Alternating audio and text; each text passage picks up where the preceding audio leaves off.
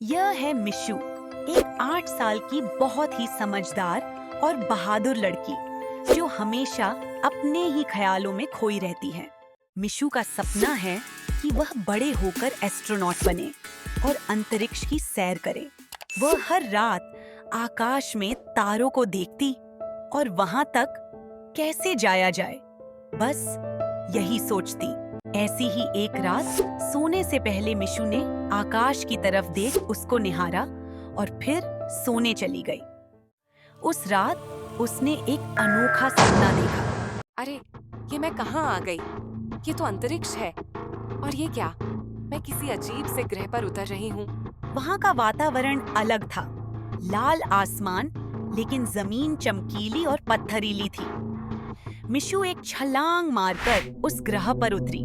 अब जब मैं इस ग्रह पर आ गई हूँ, तो क्यों ना थोड़ी देर इस ग्रह पर घूम लूं। मिशु उस ग्रह पर घूमते हुए अपने यान से थोड़ी दूर निकल आई।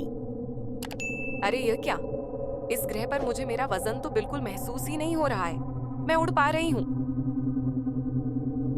जब मिशु उस ग्रह पर घूम रही थी कि तभी अचानक मिशु के सामने एक अजीब सा रोबोट आ गया। स्वागत है अनजान यात्री। मैं ग्रह जेंट्रोप का रोबोटिक गार्ड हूँ। तुम कौन हो?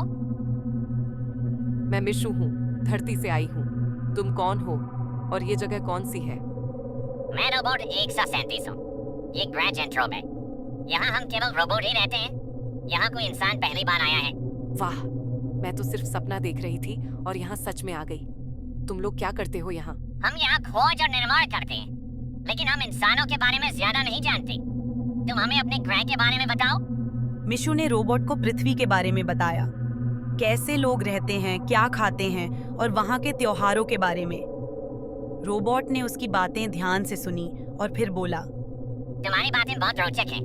अगर कभी हम पृथ्वी पर आए तो हमें जरूर दिखाना। अब तुम्हारा लौटने का समय हो गया है। मिशु ने अचानक अपने आप को अपनी बिस्तर पर पाया। सुबह हो चुकी थी और वह अपने सपने को लेकर बहुत उत्साहित थी। वह दौड़कर अपनी माँ के पास गई। मम्मी, मम्मी, मुझे रात को बहुत अजीब सा सपना आया। मैंने एक ग्रह पर जाकर एक रोबोट से बात की। सच? तो फिर क्या हुआ? उसने मुझे अपने ग्रह के बारे में बताया और मैंने उसे धरती के बारे में बताया। वह बहुत बड़ा रोबोट था और उसने कहा कि वो कभी हमारी धरती पर भी आ सकता है। ये तो बहुत ही मजेदार सपना था। लगता है कि तुम्हारा सपना तुम्हारी तारों वाली किताबों से आया है। हाँ मम्मी, हो सकता है, लेकिन रोबोट तो बहुत अच्छा था। मैं उसे कभी नहीं भूलूंगी। माँ ने मुस्कुराते हुए मिशु और उसकी आंखों में झलकते सपने को देखा। मिशु का यह अनोखा सपना उसके दिल में हमेशा के लिए बस गया।